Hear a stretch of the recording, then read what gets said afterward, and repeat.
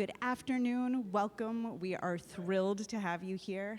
Welcome to ELI's 2022 Annual Policy Forum. This year, we are focusing on the 50th anniversary of the Clean Water Act. My name is Jordan Diamond. I have the privilege of serving as the president of ELI. Apologies that there is not an unawkward place to stand, so I'm blocking your view of the panelists, but I will get out of your way in just a moment. I simply wanted to extend my welcome and express my excitement about this conversation. There is possibly no more important issue right now than water.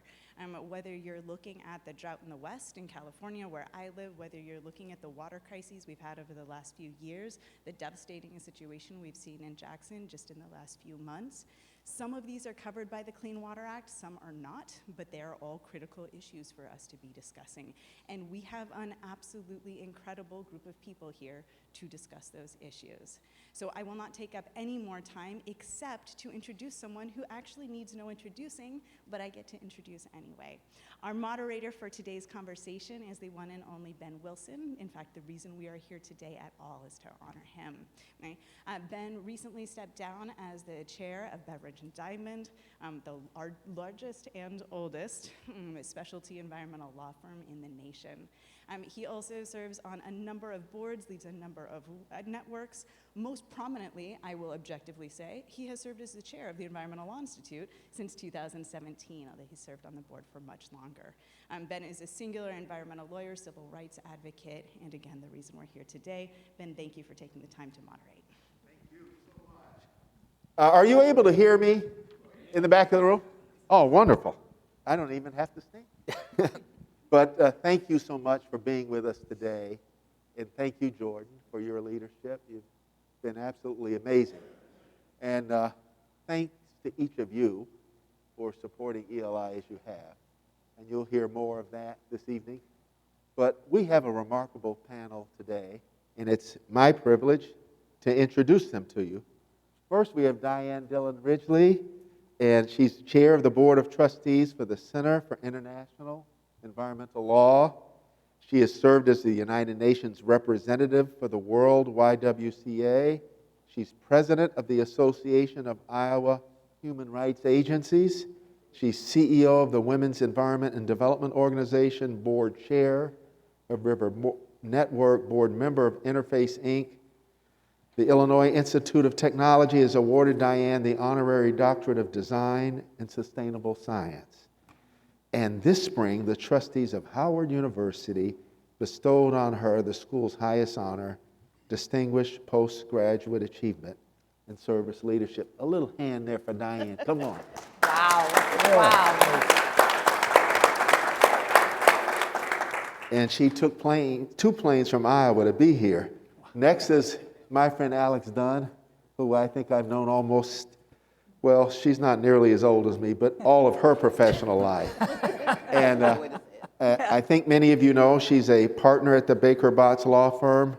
She's a lecturer at the Columbus School of Law at Catholic University. She's also a lecturer at George Washington University Law School.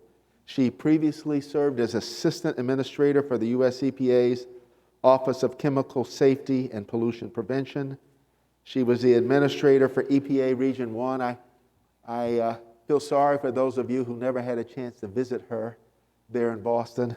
What an amazing view out your office. Thank you.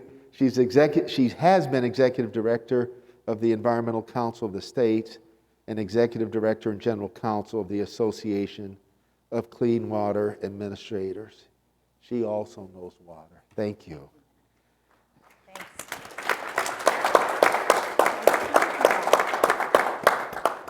Next is Marian Engelman-Lotto. She's currently serving as acting principal deputy assistant administrator of U.S. EPA's newly launched Office of Environmental Justice and External Civil Rights. She joined EPA as a deputy general counsel for environmental initiatives. Previously, she served as senior attorney at Earth Justice, general counsel of the New York Lawyers for the Public Interest, and an assistant counsel at the NAACP Legal Defense and Educational Fund. Marion also has wide-ranging teaching experience, including recently as Director of Environmental and Climate Justice Clinics at the Vermont Law School and at Yale. Significantly, her office, I just watched the local news in my hometown of Jackson, Mississippi, is launching that investigation down there in Jackson as it related to funding. There's Julian, a hand here for Marion. Yeah.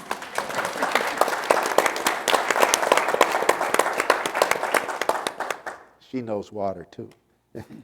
And then there's Julian Gonzalez, and he's the Senior Legislative Counsel for Earth Justice's Healthy Communities team. He's the lead lobbyist on water policy. Prior to joining Earth Justice, Julian worked for Green Latinos, handling water and oceans policy development, advocacy, and outreach to help ensure Latinx perspectives on water issues were reflected in Washington. Before that, with the Association of Clean Water Administrators, he served as a liaison between states and between state and federal agency leadership on Clean Water Act implementation issues. I used to look like that 40 years ago. Go ahead, man.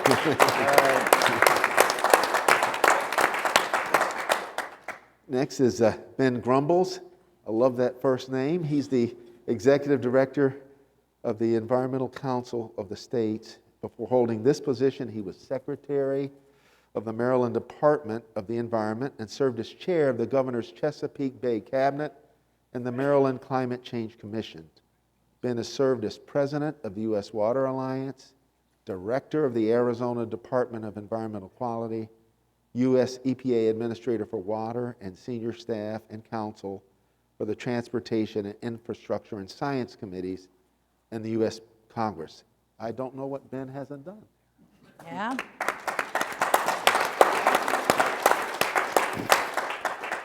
And last but certainly not least, Wow. forgive me that, Bruno. Well, with this august panel, it makes sense. Well, I will say this, they are listening to us, you know, and that's a good sign. But he is the Deputy Assistant Administrator for the U.S. EPA's Office of Water. Prior to joining EPA, Bruno held multiple roles at the Indiana Department of Environmental Management, IDEM, serving most recently as a Commissioner, Agency Chief of Staff, and Assistant Commissioner in the Office of Water Quality. He started his state service as Chief of the State Revolving Loan Fund Program in Indiana. Welcome. Thank you. So here's what we're going to do. We have about 75 or 80 minutes. We have two questions we're going to ask each of our panelists to address, and then we'd like to reserve about 20 to 25 minutes toward the end for you to raise your questions. We're going to ask you that you come to the mic, or we will bring a mic around to you. Now, what happened in our earlier session is sometimes the questioner had a follow-up point. Please stay close to the mic. Please project, because what you have to say is worth hearing. Thank you so much. So, all right, our first question is, when looking back over the first 50 years of the Clean Water Act, how effective has it been? How effective have we been? And what are some of the notable successes? And let's see. Who wishes to tackle this first? Well, I can go first and do a broad overview. I love that, Bruno. I was going to call on you. Okay, thank you. Over the past 50 years, we've witnessed transformation in water quality. And remember, cities, when they were first established, they were built along our waterways.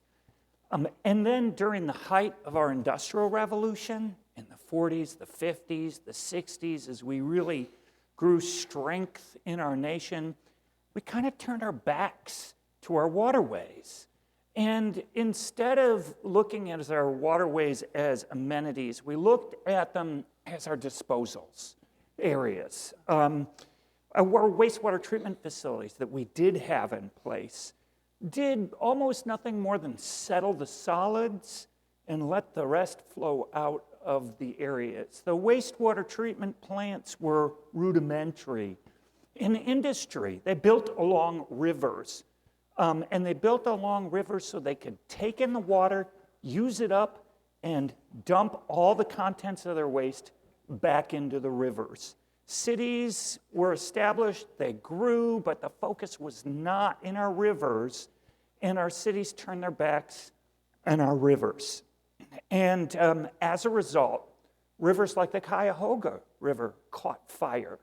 Rivers like the Grand Calumet River in Indiana, which winds its way through steel mills and refineries and other industrial activities, turn different colors. And if you were foolish enough to dip your hand in the water, it would emerge black. Well, go ahead. And black with oil, black with grease. Let's be clear. And areas like the Detroit River would empty their contents into Lake Erie, polluting one of our Great Lakes. These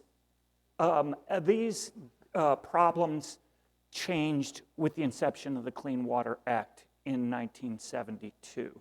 As a result of the Clean Water Act, industries were forced to put in place treatment that would meet stringent water quality standards.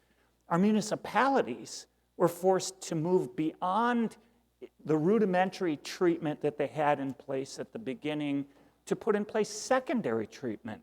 And now, when we're facing even greater challenges with water quality, wastewater treatment plants that are run by municipalities are putting in place tertiary treatment as well. And as a result of these differences, as well as the fact that communities are investing billions of dollars to dramatically reduce discharges from their combined sewer systems. And remember, those combined sewer systems were deliberately built on purpose to empty our waste into our rivers, creeks, and streams when treatment plants couldn't treat it any longer because of rain events. But because of these changes that were formed by the Clean Water Act, we've now focused on cleaning up our waters. And as a result, they're cleaner than ever. And as a result, water bodies like the Grand Calumet River are now able to support aquatic life. The Cuyahoga River, where we just celebrated the anniversary of the 50th anniversary of the Clean Water Act, are fishable and swimmable. And the Detroit River supports recreational fishing. We've clearly made great gains in terms of protecting our waterways.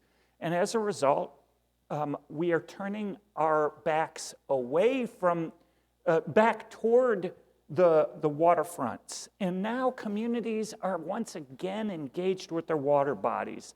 The water bodies are seen as an amenity for individuals, as a tool for economic development, for recreation, to ensure that we can drink the water, that we can recreate in the water and fish in the water, as the Clean Water Act envisioned us doing. It's been a transformational change in our water bodies. So that's how I'll kick us off. Well, Bruno, you're certainly not the lead. Ben, you've had this experience with us in several states. Talk about how would you answer that question based on some of your experience? Well, the first thing to say is that when the nation is so divided, it's wonderful for ELI and others to celebrate a unifying success like the bipartisan Clean Water Act of '72 and the 87 amendments that I was very much involved in. And I would just say the biggest, most important point to convey when talking about the Clean Water Act is that in '72, it really was a necessary top-down, national standards, but neighborhood solutions approach that embraced cooperative federalism. It's the journey to fishable, swimmable, protected, respected waters has not been smooth sailing over the last 50 years, and there's still shoals, there are rough spots for sure, but the cooperative federalism where there are national standards, technology-based, and criteria and framework for water quality standards and regulatory controls and enforcement and significant federal infrastructure funding has put in place a very solid cooperative federalism framework. And the states are in the lead, which is why, just to finish on this, I would say one of my greatest experiences when I worked on Capitol Hill was on the 1987 comprehensive reauthorization of the Clean Water Act, which took about 4 years to finally wind its way through Congress. And like the 72 Act, Congress triumphantly and on a bipartisan basis overrode the veto, 2 vetoes, but put in place a fundamental cooperative federalism approach, including the state revolving funds, where the infrastructure programs in each state would really be managing the infrastructure.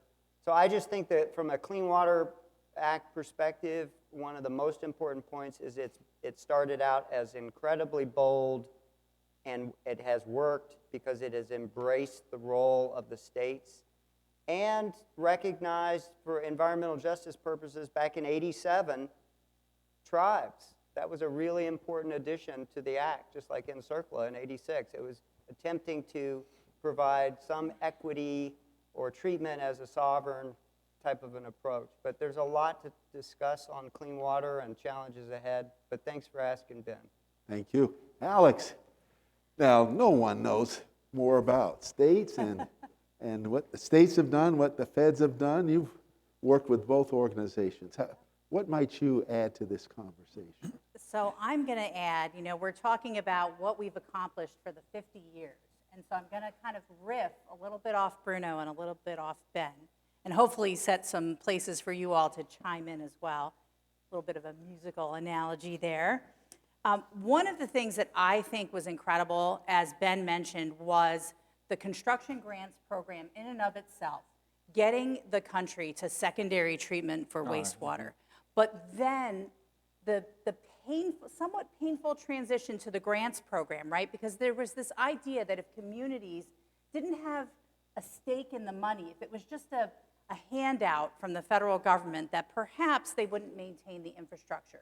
So we transitioned to a grants program, and as Ben mentioned, as a country that was viewed as a positive step forward. And I will say that while the initial transition was difficult, I think it was absolutely the right thing to do, to bring communities into the discussion and to have the states running these revolving loan funds and receiving applications from communities across their miles.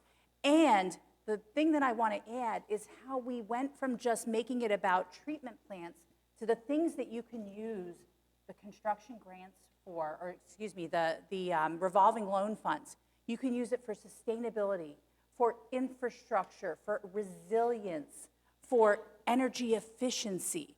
So we went to a time, I remember there was a brochure at the EPA, literally stacks of these brochures when we used to make brochures. And it said, here's all the things that you can use SRF money for. And people were stunned because they thought it was only for the pipes. Related to that, I think the green infrastructure movement that took place sort of in the 2000s has been an absolutely transformative piece of the Clean Water Act, because it got to where you were, Bruno. People live with this infrastructure. They live around it. It disrupts their lives. They have to cross it or navigate it literally in their communities.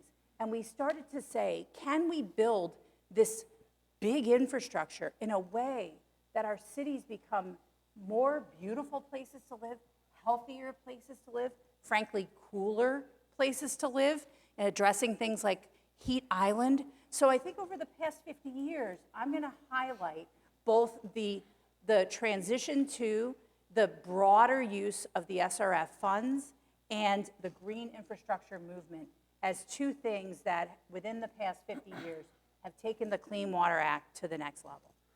All right, Julian, all this talk about 1972, come on, man. Do you remember the music from 1972? No.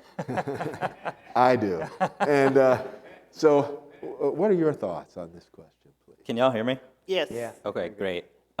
Before I answer that question, real quick tangent, just want to thank ELI for putting this together and for inviting me to participate in such a distinguished panel with such awesome panelists. And I want to congratulate you for the Environmental Achievement Award. It's why we're all here, right, to celebrate that. And I want to share a quick story of the first time I met you, which you definitely don't remember. I have a very distinct memory of first meeting Ben when I was a 21-year-old 1L here in DC a long time ago. At some event, I don't remember which, they all kind of blend together. And what stood out before I became aware of all the work that you've done and that you were doing at the, in all of the things you were involved in and still are involved in at the time was just how welcoming you were and how generous you were. And remember, I was 21, so I was genuinely surprised that I could just go up to him and ask him whatever I want, and there wasn't like a bouncer to stop me and just make sure that I wasn't going to make a fool of myself or something. So, yeah, give it a round of applause. Thank you. Okay, so tangent done. Thank you for everything. Everybody has already begun discussing it, but what drew me to water work and to the Clean Water Act is kind of how unifying it is as a topic. I go to any one of you and ask you to close your eyes and tell me, the first memory that comes to your mind about water, and chances are it's something very personal or very special. And you can go to anybody in any part of the country, red, blue, whatever, and that will work without fail. And in a really neat way, the Clean Water Act kind of reflects that in its structure. The Citizen Act provision of the suit has been a huge tool and a big reason for its success. It's something that Earth Justice has taken advantage of as an organization for a really long time.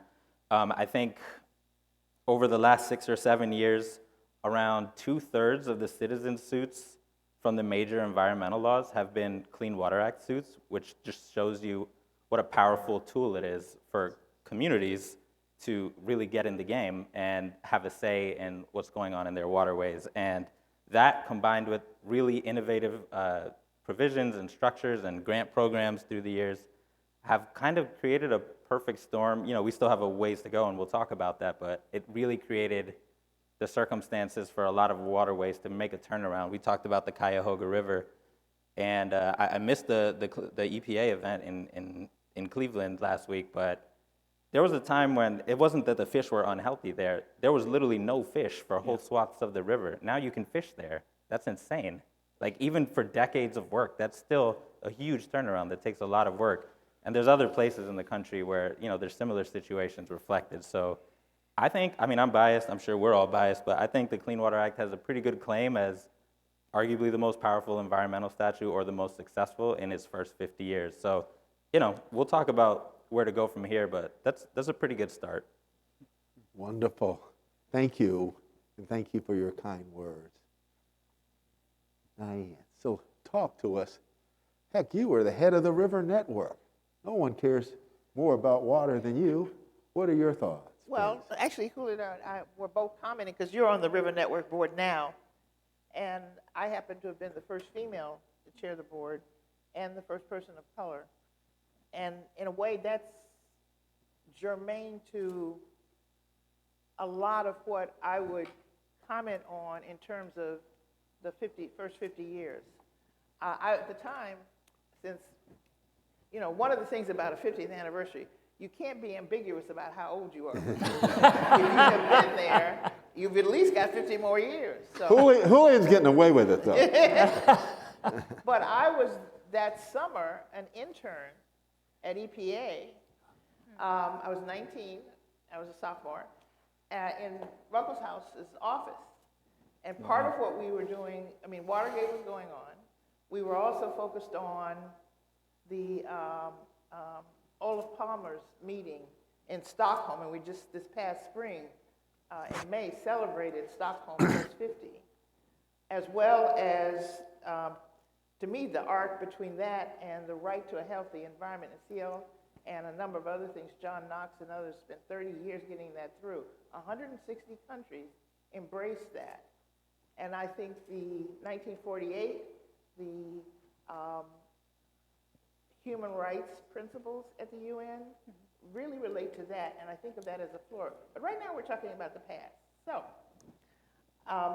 we already established I was a student at Howard, and I remember the Cuyahoga burning, and that just was crazy to me. I mean, it was really crazy to think that a river would be on fire. What had we done as a people? And I think that's the part of that on hold. And Bruno, I appreciate the eloquence and the beauty with which you address that arc, that timeline. But I can still go to counties today where everybody in that county, or I should say no one in that county and their residents has running water. And most of my career has been on the policy side, and actually domestically, not as much as internationally. I've been on 23 U.S. delegations at the UN and other meetings. I was the first American elected to the Global Water Partnership, and I remember being in Egypt, working on the population, because I chaired the ZPG and some other population organizations. And to me, that's the part I would put in. How did we let our waters get to that point? Because, we'll say in the 1800s, if you had a community and it put its waste, just like cruise ships have done for far too long in the ocean. Right. But when you get to a point where you now reach 2 billion, 3 billion, 5 billion, almost 9 billion people on the planet, the sink capacity, the recovery capacity of our natural systems are exceeded. It took us a while to put together that we had done that. So it had to be a federal program. It had. So I don't think we should pat ourselves on the back too much that we did that, because we were really in absolute crisis in a way that we had abused our natural resources. And I distinctly remember the first time I read Rachel Carson as a 12-year-old with Silent Spring or Dead Rivers. And I was fortunate enough when I've lived in Iowa for the last 40 years, moved from Boston to Burlington. My next door neighbor was Fred Leopold, Aldo's baby brother. Wow. And that's an experience. And we lived on the bluffs of the Mississippi. Yeah. Living on the Mississippi River for 12 years and seeing that sight line into Illinois every day gives you literally a grounding. The Big Island, I could count 23 or 40 bald eagles finally on Big Island on some Sundays.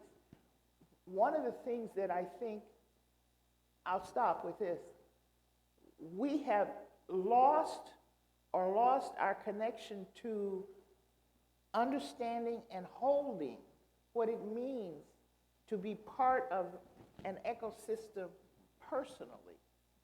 And so it wasn't just that cities turned their backs on the waterfronts.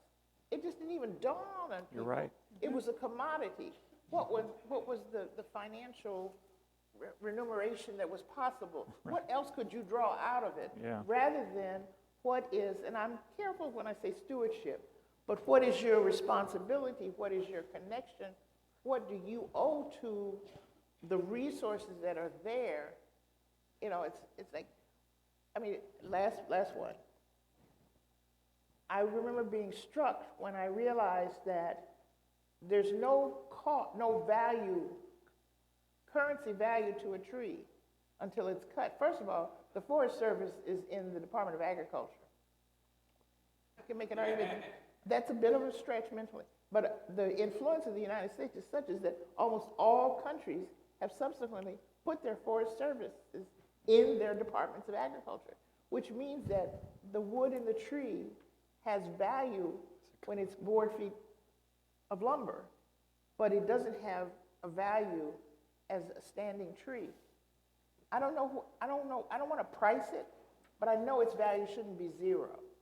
And so I hope we realize that we have embarked on trying to rectify that losing our sense of connectivity to the resource itself and its inherent value. They cut down the last tree on Easter Island, even when they knew they shouldn't. I live near the Ogallala Aquifer. We have known for 5 years at least that the draw exceeds the recharge capacity, and yet nobody's willing, or no one has, stopped their draw. Well, in a little bit, we're going to give Marion a chance, but in a little bit, we're going to talk about that next 50 years, and I'm going to lead off with a reference to Old Man River, but we're going to give it a chance. Marion, you started your career with the Legal Defense Fund, and look where you are now. How would you assess those first 50 years, please? Well, first, thanks. I also want to thank everyone, and it's such an honor to be on this panel. What an amazing panel. Yes, it and is. to be with you, Ben. But remind me never to follow Diane in any presentation, ever. I was thinking, however, I'm going to start with a couple personal stories. A few years ago, I had the opportunity to walk the Onondaga Creek with some community residents who have been in a partnership to try to restore the Onondaga Creek. This is just outside of Syracuse. And of course, the lake is a multiple Superfund site, and the creek has exactly been, as you described, Bruno, sort of a dumping ground for so long. But it's not just that people turn their backs or just that it was a dumping ground. Literally, there are fences on either side of the creek, and you can't get to the creek, even after they're cleaning it up. It's like out of sight, out of mind. We don't trust people. People can't use the water. It's really a state of mind that continues to today. As Julian said, we all have our own water story. So I also have this personal connection to the impact of the Clean Water Act, which I'll share. It's a story that demonstrates how our work to preserve and protect and invest in our waters for the next generation is so vital. So when I was a child, and I'll date myself, it was the 1960s, my family moved to Rochester, New York. And I can recall that my parents took me to Lake Ontario, and we were going to go to the beach. It was family lore for years later, and I can't swear what happened that day. But in my childhood memory, all I remember is dead fish and the smell of dead fish, which is not super pleasant. We didn't return to Lake Ontario for years, but I did participate in the annual Walk for Water events. And if you remember, all of the engagement around water. So the first point is the Clean Water Act was part of a movement, and there was engagement around it. And yes, it made a difference, but it wasn't only the legislation, it was all that the legislation represents in terms of community involvement, and in some ways it's top down, but it's also bottom up, because people, even me as a little teeny kid, we were walking for water, we were trying to make a difference. Well, in the years since, of course, the Clean Water Act has had the transformational role in protecting people's health and safeguarding our natural resources in the ways that everybody said, and we have come a long way in the last 50 years. It is truly exciting right now to be part of this administration, an administration which moved the bipartisan infrastructure law. And that law makes the single largest investment in water infrastructure in US history. Over $50 billion to replace lead pipes, tackle emerging contaminants like PFAS, build drinking water and wastewater systems. So I want to see the Clean Water Act and the successes of the Clean Water first as a reflection of community movement, and also as part of a number of different legislative changes that are changing, transforming the way we interact with water. But delivering on the promise of the infrastructure law and the Clean Water Act means more than passing multi-billion-dollar legislation.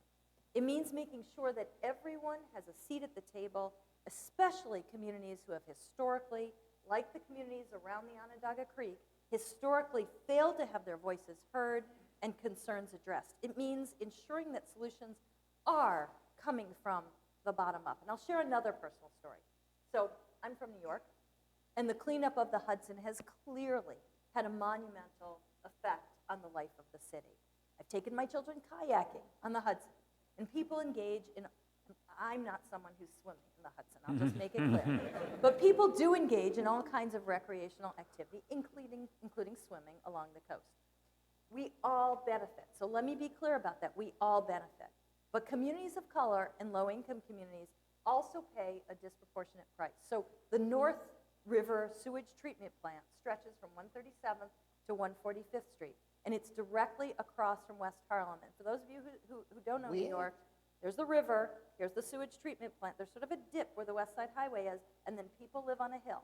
And the wind blows over from the sewage treatment plant right into West Harlem, which happens to be an area that has just about the highest asthma rate in the country. I didn't check whether it still does, but it has. And ever since its construction, people living in the neighborhood have had to bear the noxious odors, and residents who already cope with this high asthma rate and higher incidence of illness experience shortness of breath and other respiratory symptoms from the particles, from the stench that are coming over from that North River sewage treatment plant. As we move forward, community voices need to be heard and their concerns taken seriously. As I was thinking last night about the Clean Water Act at 50, and all we should celebrate, I looked at a website about the North River sewage treatment plant to make sure I was up to date. And it did say that the facility has new monitors and some of the worst problems have been addressed. That's good news. But it also said, and I quote, problems related to asthma and the North River plant still need to be addressed. We now, all of us, states, regulated sectors, localities, federal government, we know that we need to address local impacts at the front end and to consider the cumulative impacts of multiple stressors on a community. So we're no longer left trying to figure out how to address a pervasive asthma problem that we contributed to. This administration is prioritizing justice and equity in every decision we make and every dollar we spend, because all people in this country, no matter the color of their skin, the community they live in, or the money in their pocket, deserve the opportunity to live a healthy life and to have access to clean water. The opportunity begins and ends with our ability the opportunity to move forward with the opportunity to breathe clean air, to drink clean water, and no child should be denied these fundamental rights. Thank you. Amen, sister. All right. Now, we're going to pass the plate in a little bit. We have a second question here, which is, with where we are today and looking ahead for the next 50 years, what do you see as the biggest challenges, most important areas for improvement, and ideally potential solutions? And Marion, I think you've executed a pivot for us already. Thank you very much. Who wants to get started with that? What do you say, Alex? Go ahead. Yeah, I think I'll jump in. Thank you, Ben. And afterwards, I'll tell you all my good Ben stories, which are many and wonderful and delightful. Thank you all. You know, I think I took the assignment too clinically to list specific things in the Clean Water Act's first 50 years. I listed, you know, the construction grants program and the SRF and green infrastructure. So I'm going to get myself emotional, okay, for the future, because it is an emotional issue. I drove this city for years with the license plate H2O ESQ. I almost brought one in today as a demonstration, but I thought we weren't told to bring props. Again, I'm a rule follower, Ben. You know, I really am. Props are okay in this debate. Go ahead. That's right. So I'm going to give you, I think, I'm going to give you 4 things that I think should get everyone pretty excited about the future of the Clean Water Act, and they're hard. They're hard, but they're important. Okay, 1, stormwater. We have to find ways to manage stormwater in creative, innovative ways. I mentioned green infrastructure, but stormwater is going to be the challenge for us. Look at what just happened in Florida. Look at what is happening in our coastal areas. Look at what's happening, I'm sure, along your beautiful river that you look out over. You see those banks going higher and higher. We are facing a time of changing climate, and you know, again, coming back down to the fact that the Clean Water Act manages stormwater through a series of permits and and kind of paper documents that try to tell us how we're going to treat, control pollutants in, prevent the entry of pollutants to, and manage that stormwater flow. So I think one of the challenges is going to be taking the Clean Water Act, which Ben, in his legislative drafting days helped craft, and take that very clinical roadmap that you see in the statute and then export it to the environment that is changing before our very eyes in ways that we are struggling with, such as the presence of emerging contaminants within that stormwater. I'm not going to just go all PFAS on you all, but we've got contaminants in the stormwater that we have to find ways to manage. That stormwater goes everywhere. So I've mentioned stormwater, I've mentioned emerging contaminants, and the changing climate. I'm also going to put on my environmental justice professor's hat and say we have got to think about the cost of water. Since I have been around, and I don't mean just water, drinking water, but also wastewater treatment services, this has been a struggle for our country in terms of not really being able to pass on the true cost of treatment to people, because frankly, it would be disproportionate to what their households could afford, and that would not be good public policy. But we have cities that, because of the gap, maybe Jackson, because of the either intentional or inability to invest in the systems, we have this gap where I get my water bill. How many of you know what your water bill is quarterly? Raise your hand if you know it. How many of you think it's less than you pay for your mobile phone?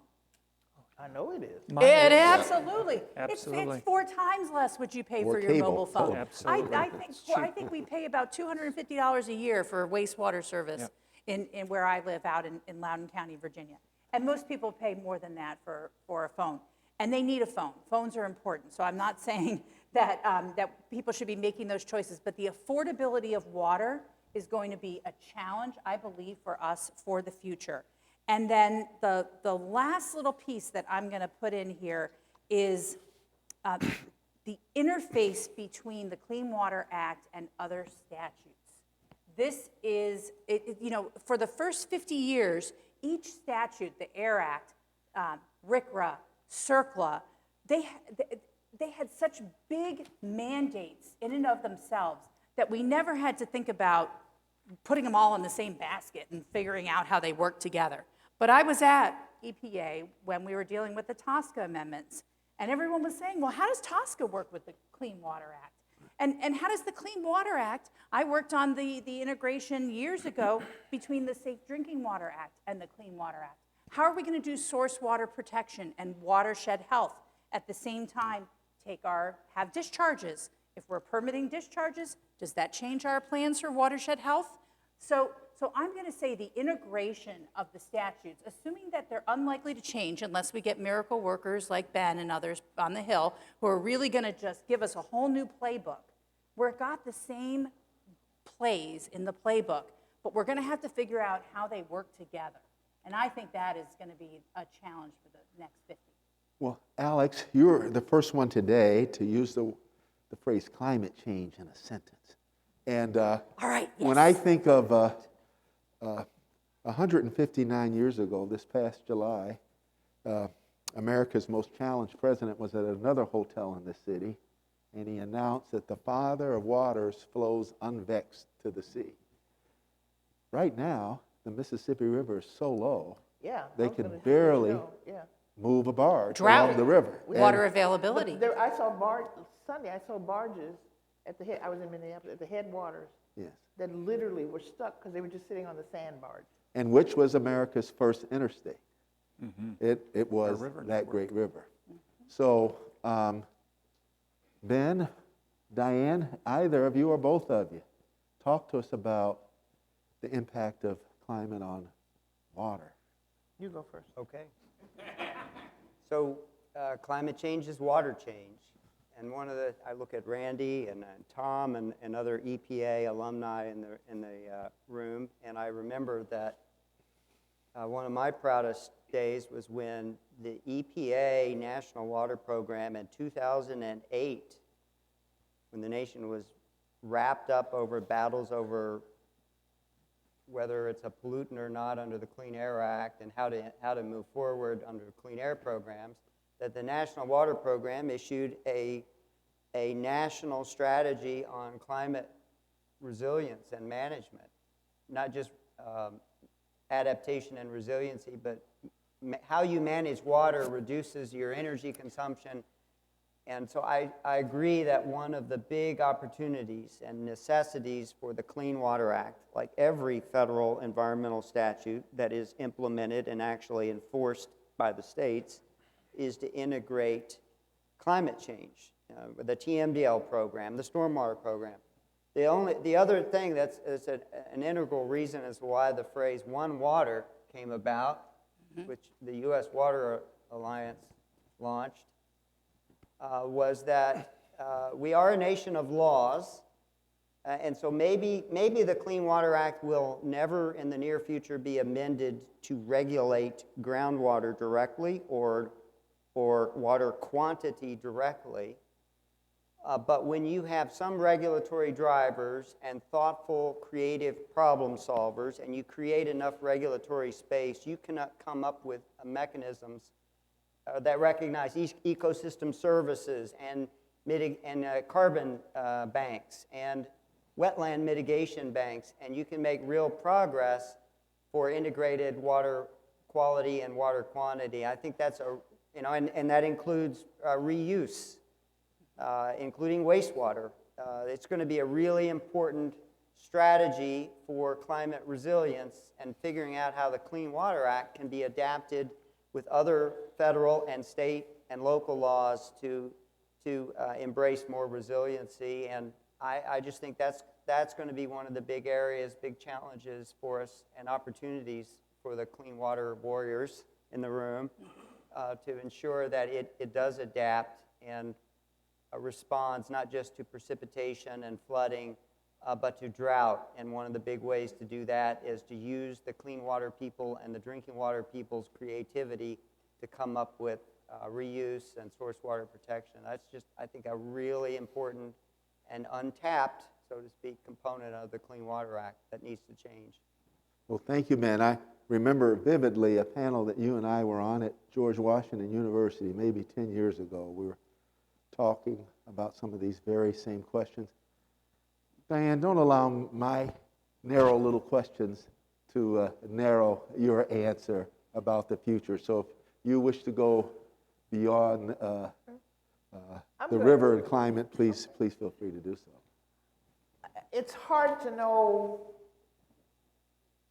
sort of where to pull the piece to start. So thank you for all that you said and all you're doing specifically. And you can follow me anytime. Yeah. But, you know, we act, because I know we talked about possibly Peggy coming down to be here, or Vernice, who are two of the co-founders of We Act, which was founded because of all of those fumes in 30 years. And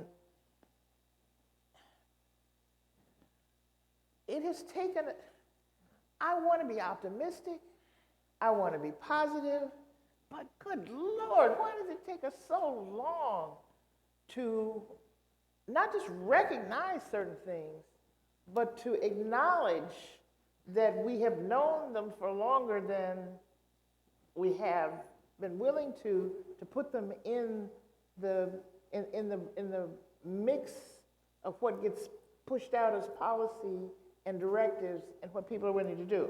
Now, I'm a fifth generation native Texan, and my maternal grandfather finished med school in 1917. I did not get to know him as a person, but he wrote profusely about his opinions on everything, but in particular, as both of his grandparents were born during the time when the immoral institution of slavery happened to be legal. And since the rest of the country has discovered Juneteenth, which we all knew about in Texas all the time. It was a joke. When are you going to get paid back? Juneteenth, because it never came. But one of the things that he did write about, so first of all, I never call anybody a slave. I don't like the terms, I'm a really opinionated person. I don't like the terms minority. I thought it was beautiful that this panel have the women centered in the center of the wisdom and the voices that are going to come out. We planned it like that. I know. Because we have so many things that we've done, and we continue to use the frames and the language that got us here, not acknowledging, the wisdom of Einstein, who said, the thinking that gets you there is not going to be the thinking that gets you out of there. And one of the things that maybe this is my point, I'll put a pitch in for education and the importance of language shifts. Because if we continue to use the constructs that assume what we now call privilege or a whole host of other structures, we'll continue to have results that reflect that input. And we've got to unpack, re-embrace. I mean, I see Ann in the back of the room, Ann Goodwin. We worked for a number of years on the Women's Network for Sustainable Future. Part of centering women in the corporate milieu on sustainability was understanding that we weren't just, that Charlie commercial. We weren't just, little men now in skirts with those little bow ties. Some things are really different. And who comes to the table, who's in the room, or more importantly, who's not yet in the room, matters.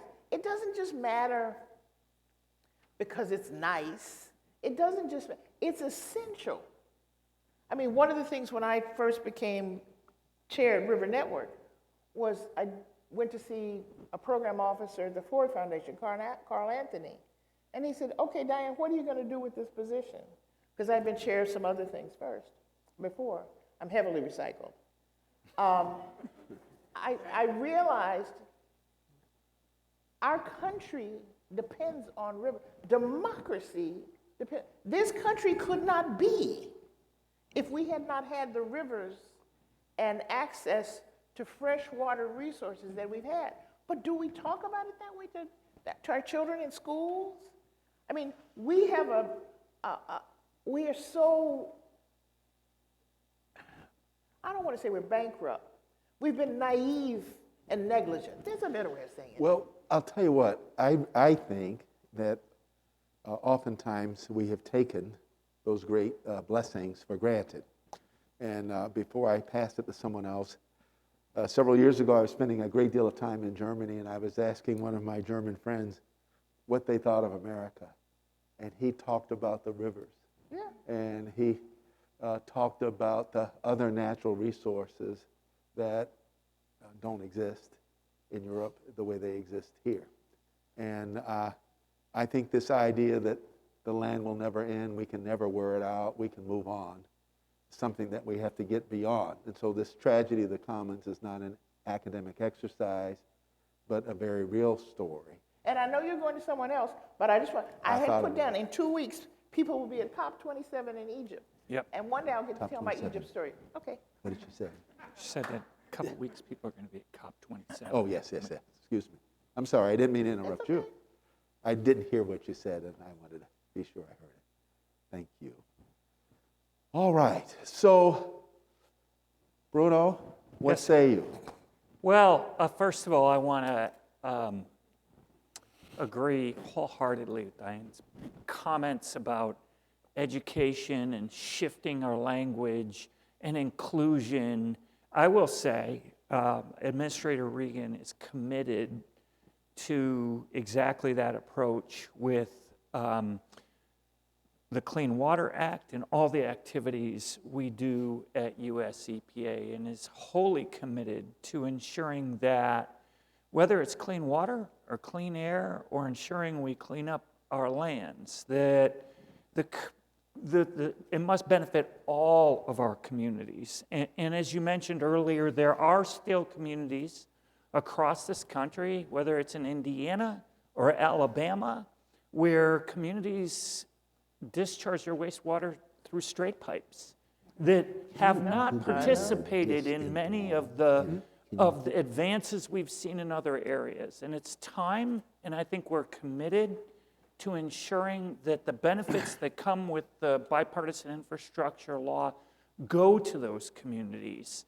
And that's why 49% of the dollars that have been allocated under the bipartisan infrastructure law through the state revolving funds across the nation are to be used in forgivable loans or grants to ensure that we make progress all across the nation for all communities, and they're all involved. That also means that we'll be working to provide the technical assistance that's necessary to ensure that all communities can take advantage of these programs. So that's one piece. The education piece is really critical as well. And Alex, you talked about the cost of water. I can remember 30 some odd years ago, I lived in Iowa too, and I was a city council member in the city of Iowa City, Iowa, and we faced a decision as a member of the city council about whether to invest in a brand new wastewater treatment plant and drinking water treatment plant at the same time.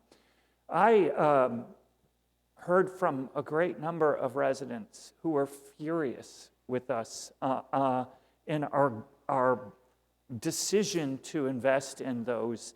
And they were so angry, they came to our city council meetings.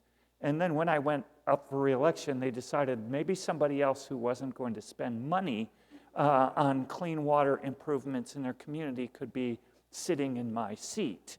That was a tough lesson. What I realized in that process was that it is really important to be able to communicate and educate people about the benefits as well as the costs of those improvements to our water bodies. And then it's really important, whether you're in Iowa City, which is a really well-off community, I will say. Lived there 30 years now. Yeah, and it's important that residents in all of our communities realize the benefits associated with those programs. And it also occurs to me that our water's a dynamic system. Several people think, well, we've done so much. We're done with our improvements to water. But there's so many challenges in the future. And we could talk about PFAS as a newly emerging contaminant, and we've got challenges there. We've also got challenges, as Alex said, in stormwater and non-point sources. Tom Wall is sitting here and will answer all your questions about our non-point source issues. I'm grateful that through the bipartisan infrastructure law and through the changes in the state revolving fund program, we can fund projects that help deal with non-point source issues as well. But we're going to have to dramatically think creatively about how do we deal with non-point source issues in a way that hasn't been dealt with in the past. Our partners in the agricultural community do not want to be regulated under the Clean Water Act. Let's face it. We have to be creative. We have to think of ways that we can address non-point sources in all the communities, whether it's the agricultural communities or municipalities that add pollutants to our waterways. So that's going to be a challenge. And I don't have the answer, but I do know they're creative people, and we do have funding now to help propel improvements to our waterways. So non-point source pollution is a challenge we've got to face. It's a major issue. I know our assistant administrator released a memorandum to talk about how to address non-point source pollution through our nutrient reduction memo that we issued. And emerging contaminants is another area. And here's an area we haven't talked about, but it's hugely problematic, especially in communities that have not been able to take advantage of some of the resources we have, especially in pockets and communities that are more well off. Our lead and copper problems in our country are great, and we're going to invest money to help replace all the lead service lines that exist in our nation. And we've got a 10-year window that our president has set a goal for let's replace all the lead service lines in our country within that 10 years. That's not going to be easy, but we've got money to start that process. And that's going to be an area that will be a challenge, but there are communities that are making progress, whether it's Madison, Wisconsin, or whether it's Benton Harbor, Michigan, which just recently replaced all their lead service lines, but only after they were identified in a community that's been perpetually disadvantaged and not been able to take advantage of the improvements under the Clean Water Act. So we have so many areas for work. Cybersecurity is an area that we've got to work on in the future as wastewater treatment plants are operated more remotely and using the latest technology. We also are more vulnerable than ever before in terms of cyber attacks in our water systems throughout the country. It's an area we're going to work on as well. So this is just a few of the areas I think we've got challenges in front of us. Well, thank you. Diane, the word I was looking for from you, was disenthrall. Disenthrall. A 19th century word. Wow. And Lincoln talked about liberating ourselves. And I think your point about a new language, a new attitude, a new approach, I think it makes a lot of sense. Julian, man, you got future written all over you. Ben said jealously. How do you see things? And what do you see as some of the challenges? I mean, come on now, you were with Green Latinos. Tell me what's going on here. Well, folks have already been talking about it. There's not just a water crisis, there's water crises, plural, in this country, right? There's lots of them. We've talked about a bunch, and we probably haven't even covered half of them. I mean, you just access to clean drinking water or wastewater and sanitation, the strongest factor to project who has access is race. That shouldn't be surprising, but it probably is to a lot of us. That's where we're at, despite the success of the Clean Water Act over the first 50 years.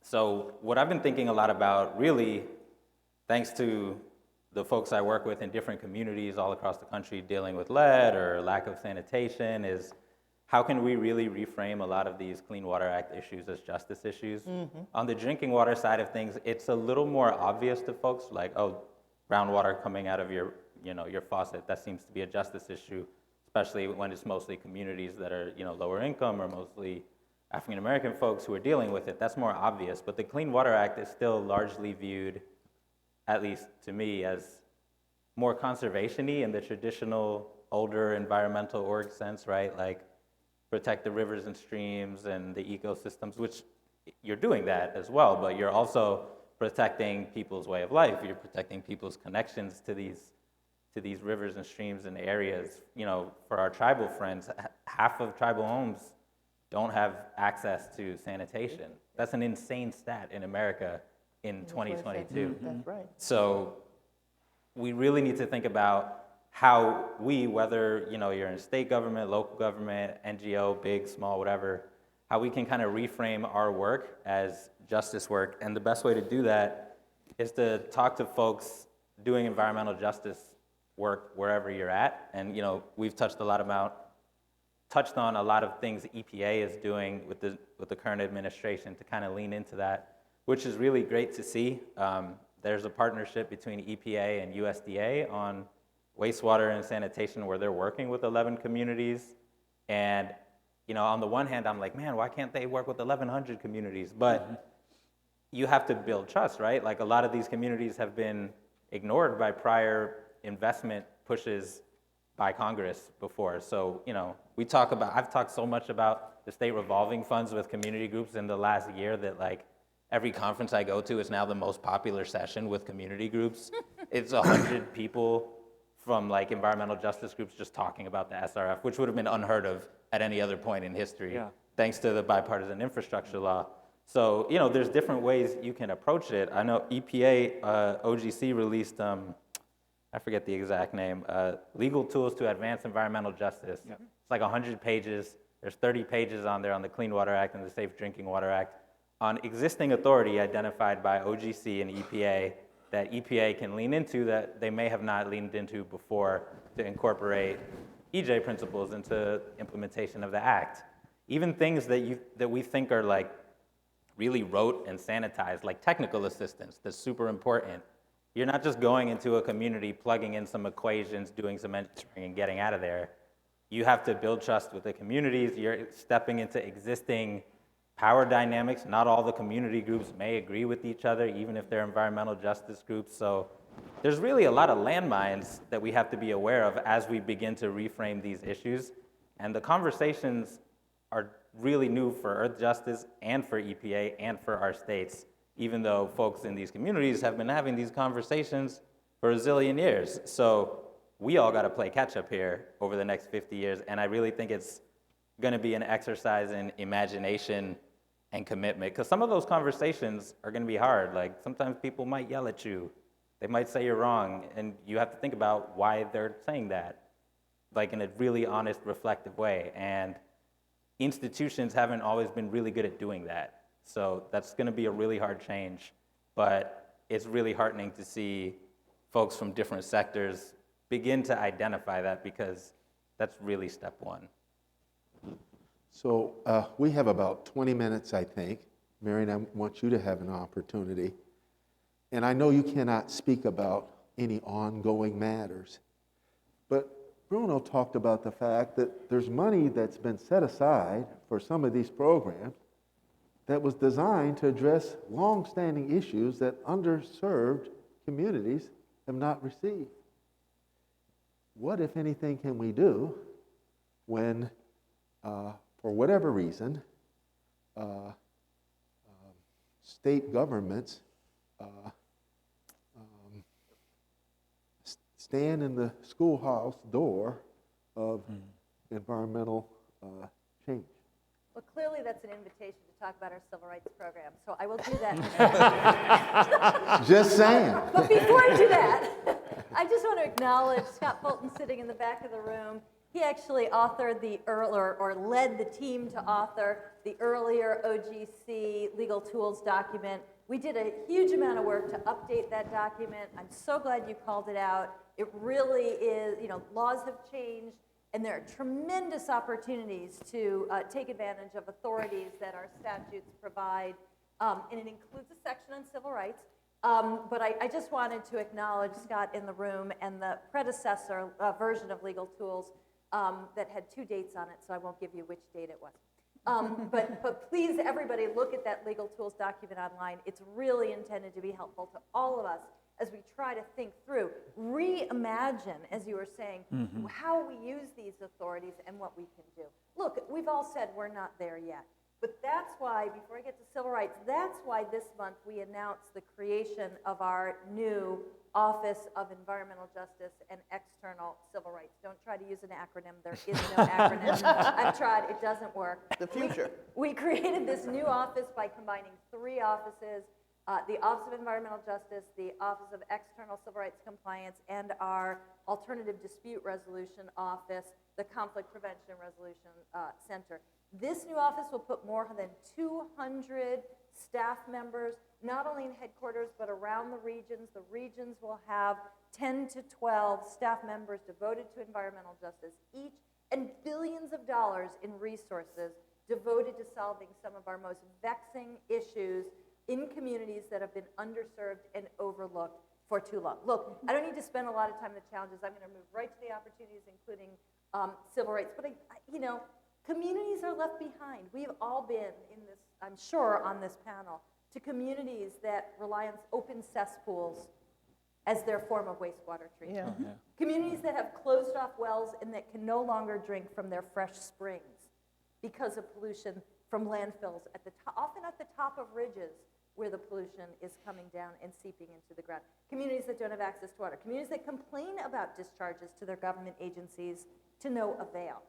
Communities whose residents feel that no one cares what happens to them and no one listens. So over and above whether you have water or whether you have clean water, that nobody listens to you. In this sense, if you feel no one cares about you, Flint, as horrifying in its specificity as it was, to see residents bring jars of dirty water from their taps to local hearings and then be discounted. In this sense, it is not unique. It was not an anomaly. So many communities across the country bearing the brunt of pollution similarly feel discounted and devalued. That's why they yell at us, right? It's totally grounded that if you're frustrated that nobody's listening to you, of course you want to get attention. Thinking that your life doesn't count for other people. So we need to do things differently, and we've elevated environmental justice and civil rights. So the civil rights law is not new. It's not new. It's been around since 1964, everyone. The regulations are decades old. I didn't make up the disparate impact standard. It's been around for decades, and it's not an environmentally specific standard. Talk to agencies that work with transportation or education. HUD. They know how to follow these laws. The new thing is the commitment we have to enforcing civil rights. And we all better get on board with that because it's really important. We can do something about these disparities on the basis of race. And we shouldn't wait around for a complaint to be filed or a compliance review. We are providing tremendous amount of technical assistance and training so that people can come into compliance, so that agencies and others that receive federal funds can come into compliance. That's the goal, is compliance. It's not, oh, we gotcha. That's not the point. It is to come into compliance. Well, so civil rights is one opportunity for the next 50 years. And I just want to really quickly mention a couple of other opportunities. One is we are integrating environmental justice and civil rights, not just in civil rights enforcement, but in all of our work and actions. So as part of our strategic plan, for the first time, we have a goal dedicated to advancing environmental justice and civil rights.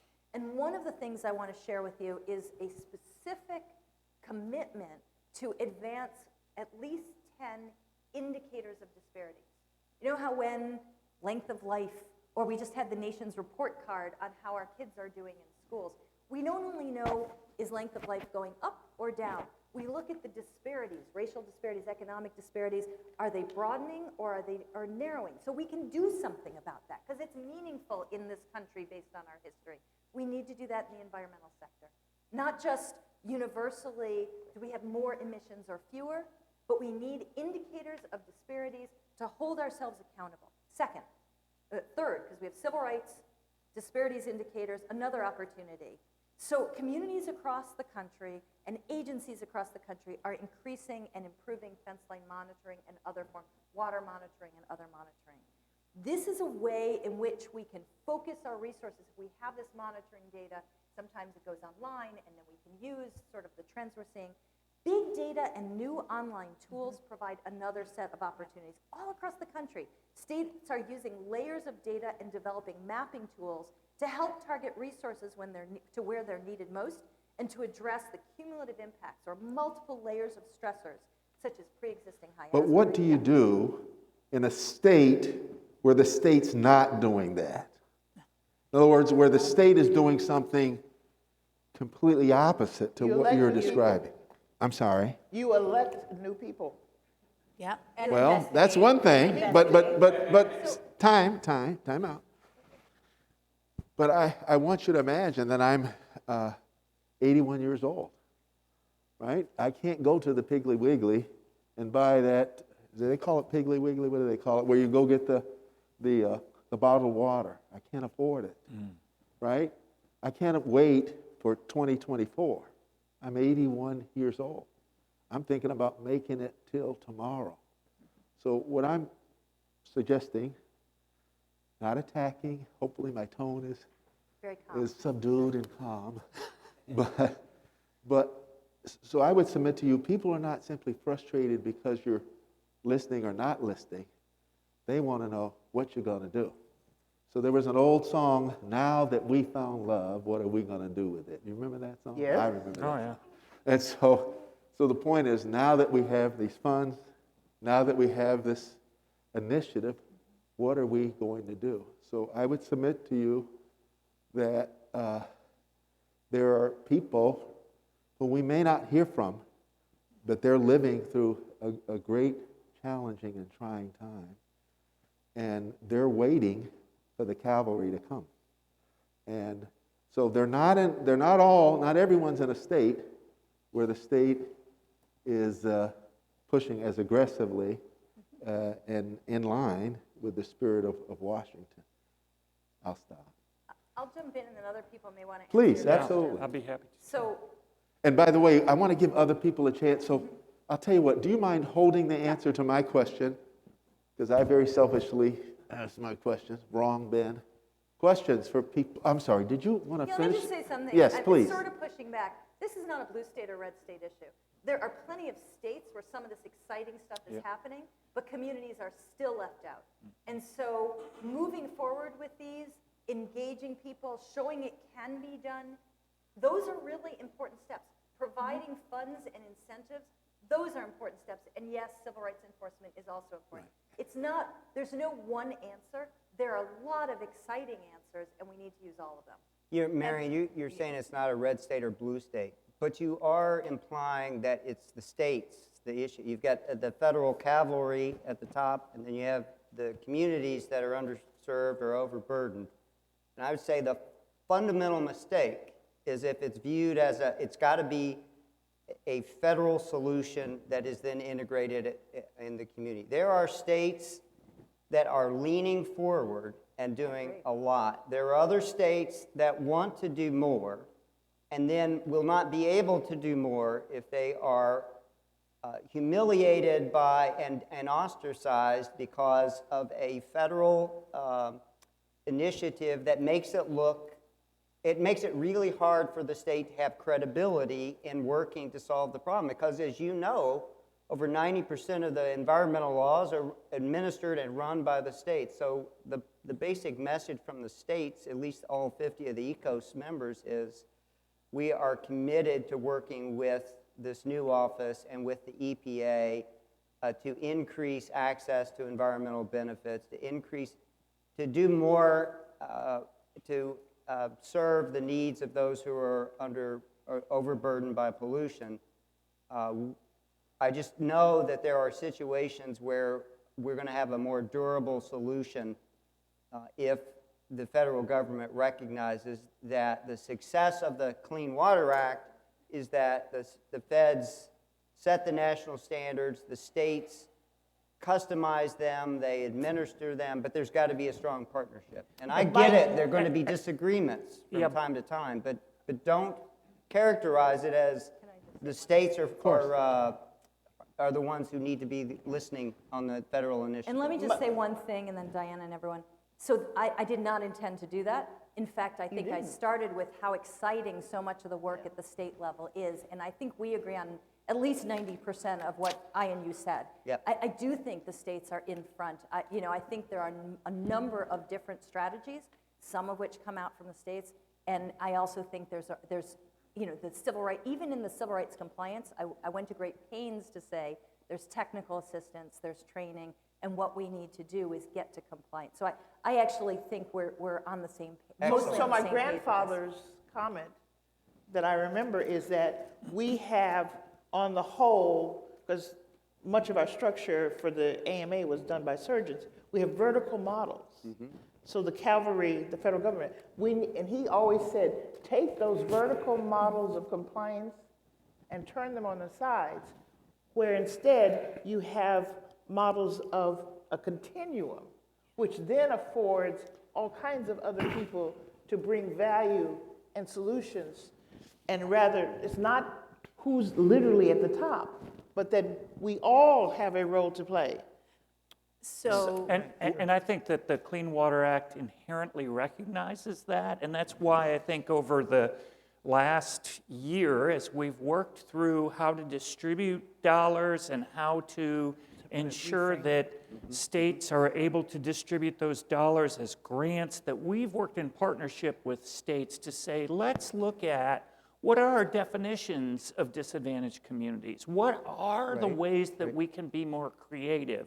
And there are states that have provided really creative ways to think through those definitions to ensure that the resources we need to get out to communities get there to everybody. And I would agree with Ben, states have been at the forefront of that creative thinking, and we've been working alongside them, and it's amazing how the definitions have changed in recognition of this great effort. After all, it was a bipartisan effort to ensure that we get these grant dollars out to communities around this state. Well, I just, She's telling me just to talk and not ask permission.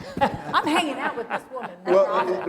well, you guys are panelists, so I have something I wanted to say, but you should speak if you wish to Okay, speak. so just real quick, as a part of preparing for this, I have a good friend, you mentioned the Hudson River.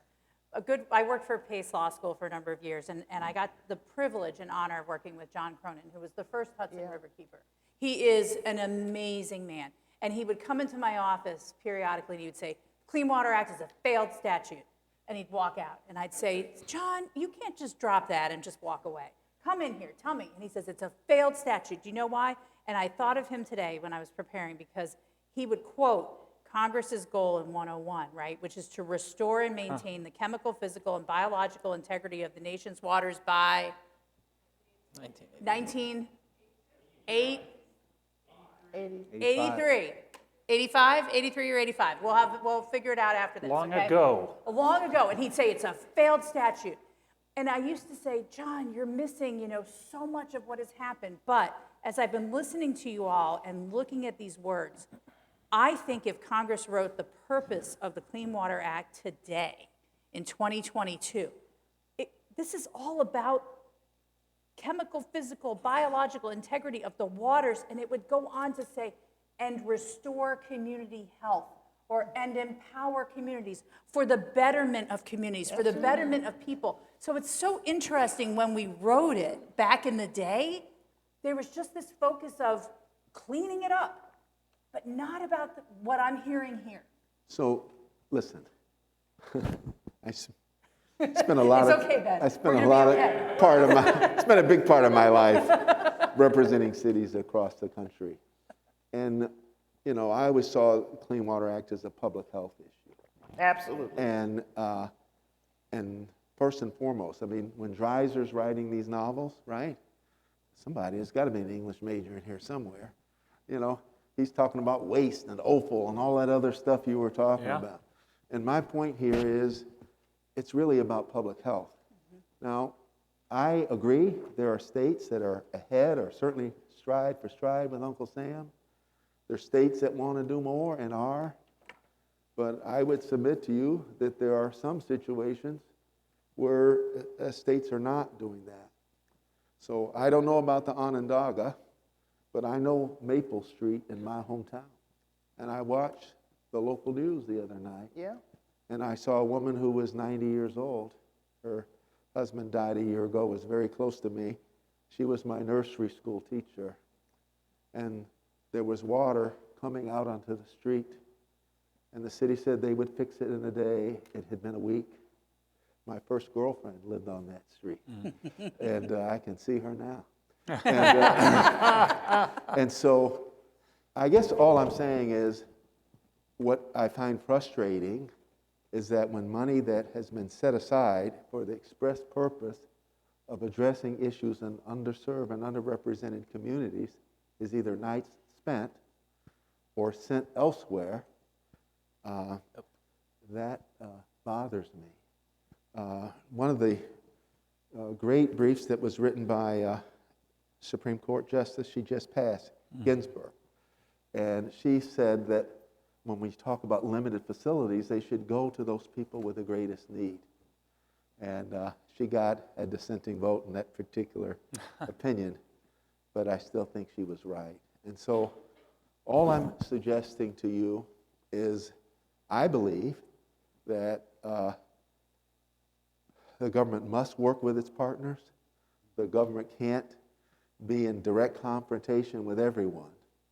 But where someone or some entity or some state or instrumentality thumbs its nose at the United States, not because it matters how you or I may feel in Washington, but because someone who lives on Maple Street and has no other alternative, someone has to step in. Yeah. And if not you, who would, if not now, when? Yeah. So, Can I do my last Yes, ma'am. Intervention. Anybody can say anything, including the audience. Chief B.C. Angolela, who was one of the founders of the Country Women in Nigeria, silenced the entire General Assembly. And she said, I'll just put it simply this way. If you do not figure out a way to share your wealth, I guarantee you, we will share our poverty. And that is a harbinger for the world to understand and for us to understand in this country as well.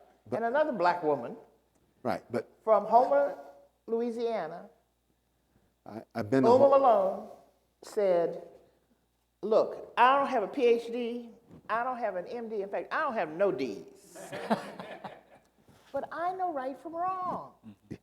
We must not continue to do that which is wrong and which brings harm to people. And I think that's, if there's anything that we've said today, is we will continue to put in place laws, acts, and other things that have good structures, but they must be carried out by people who fundamentally understand that his nursery school teacher at 91 has had for far too long to live under a place where their well-being is fundamentally not valued and understood as being absolutely as important as whoever may be Elon Musk. And that level of equalization is what we must begin to achieve, and respect for people. A law means nothing unless there's someone willing to enforce it. And I'm done. That's all I'm saying. And but there must be things that you're burning to say, issues that we hardly touched upon. Be brave, shout it out. Yes, sir. Tell us your name and please. Hi, thank you. Great conversation, and my question actually sort of builds on the last statement. My name is Derek Brockbank. I'm with Coastal States Organization. We also celebrate the 50th anniversary of the Coastal Zone Management Act this year, which, like the Clean Water Act, established a cooperative federalism where both states and the federal government had jurisdiction over coastal management. And so my question relates to that, which is, do there need to be changes in how the state-federal dynamic, in the state-federal dynamic in managing clean water? And if so, does that need to be by statute? I mean, are there policies that would need to change, or is it just a sort of process, the way in which the federal and state governments interact in managing clean water? I'm going to start by saying I don't think you need to change the cooperative federalism relationship, because I think it is strong, and CSO is a wonderful organization.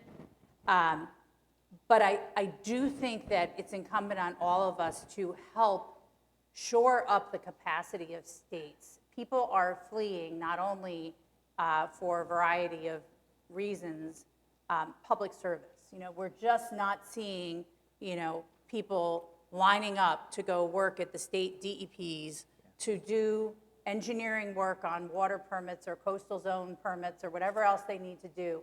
And I think that is where our greatest risk is.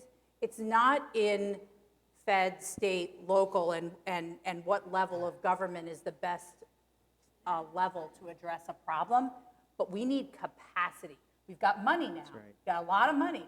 But I've been in a lot of state conversations, I'm sure Ben has too, where we got to get human beings with heart and soul and vision into those positions to help.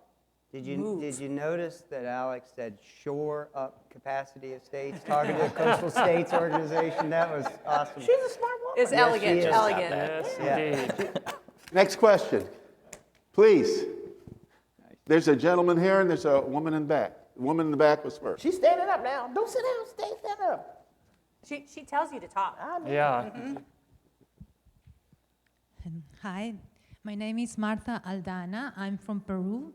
I'm at this moment in charge of the Secretariat for Environmental Enforcement Matters of the Trade Promotion Agreement between the U.S. and Peru. I've heard about a very interesting conversation regarding success in enforcing and compliance of Clean Water Act in the U.S.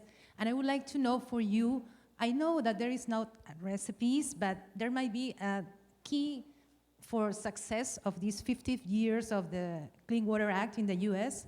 I would like to know for you if it is enforcement, incentives, citizen participation, funding. What is the key for success?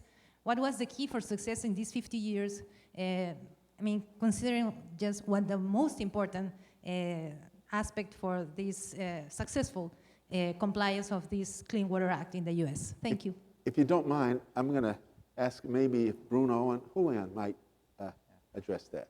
And if you don't wish to, Well, tell me, and I know happy others to take a stab at it. I don't think there's one key.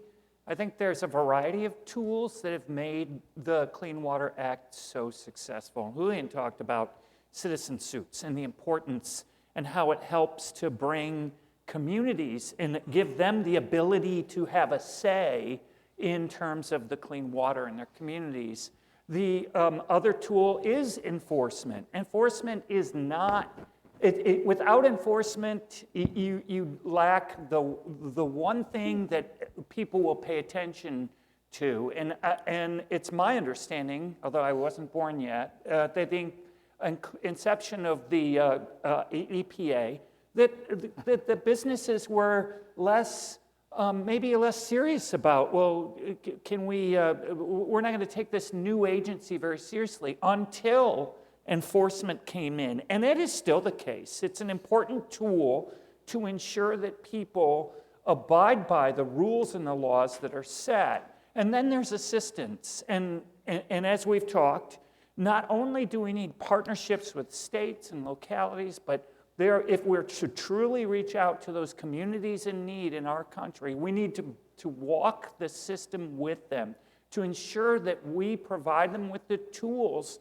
to make a difference, to provide clean water to their communities. There are a whole raft of other tools. I won't want to hog it, but those are three, I think, that are really critical tools for success. And I'll invite everybody else to contribute. Yeah, I'll just add one thing. When the Clean Water Act was passed, it also spurred huge amounts of investment at all levels, federally, locally, at the state level. And I'm sure somebody has done the math on if you translate 1972 dollars to today dollars, then it's going to be some gargantuan number. And we've talked a lot about the capacity problems at the state level. At EPA, right? EPA had lots of staff cuts in the last administration. Everybody at Office of Water is like up to their eyes in work. And it's hard. And without more investment, like the bipartisan infrastructure deal provided, I mean, we can look under the couch cushions, we can try to find new legal authority in between the lines of different, provisions of text, but I don't want to say that stuff is not important. It is important, and we have to take everything we can get because every step forward we can take is more clean water for someone, but we really need more investment. Most of the investment now is not at the federal level, even with that infusion of money, and this is just math, right? Like the cost of water, like there's no way around it. These folks in communities around the country are not going to be able to afford their rising water. There's cities like Gary, Indiana, where a third of the people can't afford their water. Correct. And there's literally over 100 cities like that. And they're not willing to pay for it. Right. The value of water is it's more than we're willing to pay. So enforcement is important, and capacity for tapping into the information age, which is truly amazing. You're going to get more data. You're going to be able to have more enforcement if the leadership is there at the state level, at the local level, at the federal level, and citizen suits. And that really is a hallmark of U.S. environmental law and the Clean Water Act, is that there is enforcement and there is accountability, whether it's the state that's not doing its job or a factory or a wastewater treatment plant. So, Ms. Aldana, I hope you'll speak to some of our people afterward. I think Scott Fulton's sitting near you back there. Yeah. He knows a little bit about this. And There's a gentleman right here who has a question. Yeah, so my name is Zeus, and I just wanted to thank all of you so much for, a wonderful and very interesting discussion. So there's one issue that I think is kind of very interesting to me in particular. I worked with the Environmental Defense Fund on sort of the confluence between energy and water and the reuse of hydraulic fracturing produced water. And I was kind of, we've talked a lot about emerging contaminants and a lot about seeing water as less of a resource. And so I was curious, if any of you do have opinions on sort of the lack of regulations, because that was one of my assignments, was to try and look and see if there were, any sort of serious regulations at the state or federal level that would cover the reuse of hydraulic, fracturing produced water. Thank you. So we're supposed to do your homework. Come on, Julian, you were him once upon a time. He would be a great lobbyist. That's the exact kind of stuff I do all the time. Get other people to answer my questions. I would say that area, not just hydraulic fracturing fluids, and produced water, but other forms of water. I think that the EPA has laid out a really strong framework for the National Water Reuse Action Plan that's really important. And the National Academy of Sciences and Kavanaugh back here, who's getting involved in water quality when it comes to contaminated sites, knows that there is no wastewater, just wasted water. Yes. But you have to have public health agencies and national standards because there are increasing risks and concerns. So it's a And you have to have people who are willing to be honest and to tell the truth.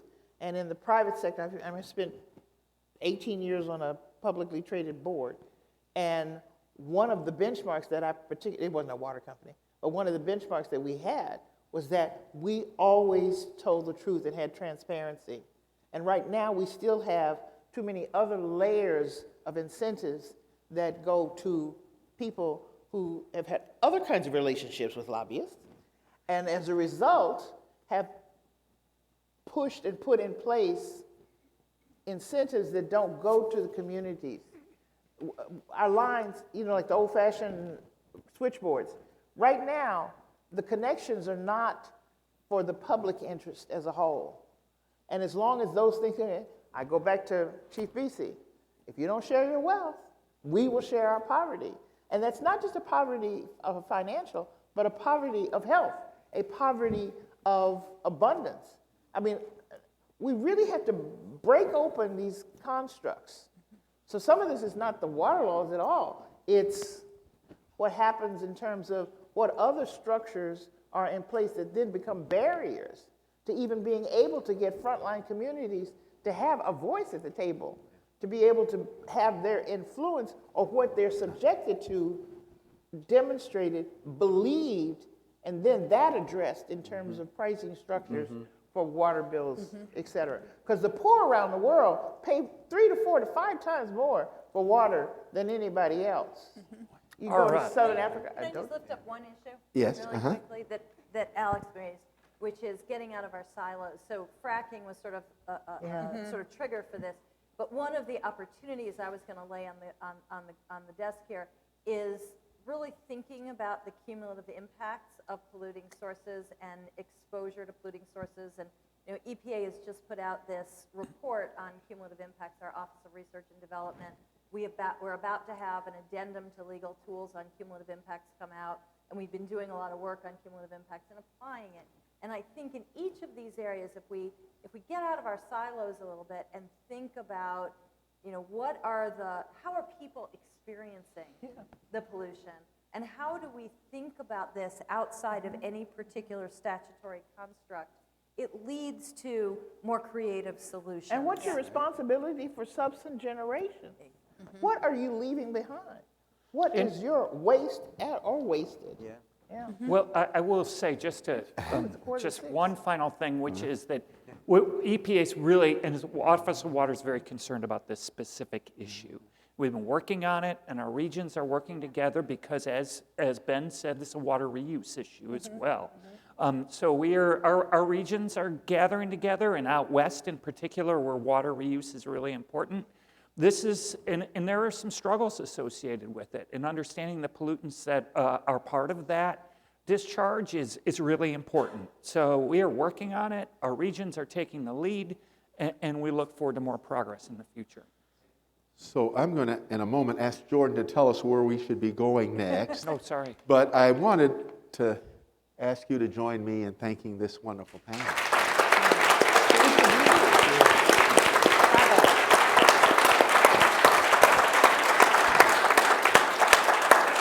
And there are two young people that are responsible. Madison, stand. Adam, stand. But wait, we have to, Oh, I'm sorry. in this room right now, we have the man of the night right here with us. So let's give Ben our own round of applause.